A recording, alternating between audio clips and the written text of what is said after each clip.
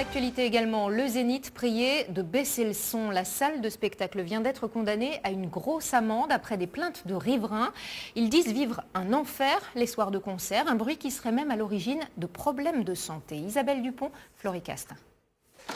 Depuis son appartement, une vue imprenable sur le parc de la Villette. Derrière la verdure, la salle du Zénith est à vol d'oiseau à moins de 500 mètres.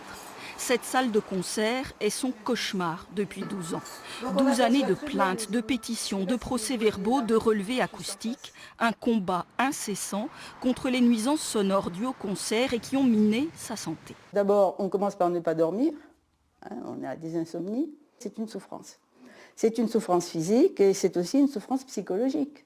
Parce que finalement, et ça va même bien au-delà, parce qu'à une certaine époque, moi j'ai fait vraiment un état dépressif. Je n'avais plus envie de sortir, je n'avais plus envie de rien. En 12 ans, plus de 400 plaintes déposées par des dizaines de riverains. Beaucoup ont déménagé, d'autres n'ont jamais renoncé. Le tribunal de Paris vient de leur donner raison. Plus de 80 000 € d'amende pour le Zénith, de forts dommages et intérêts pour les victimes du jamais vu. 15. Ça a été pour nous, je le répète, une reconnaissance de notre souffrance. C'est ça le plus important. Et d'être arrivé au bout d'une lutte qui dure quand même depuis 12 ans. Principale motivation du jugement rendu, la santé des riverains.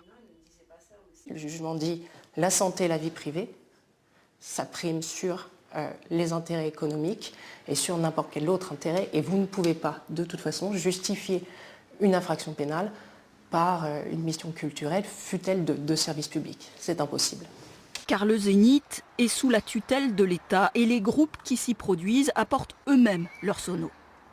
En droit pénal français, la responsabilité est nécessairement individuelle et personnelle et qu'on n'est pas pénalement responsable du fait d'autrui.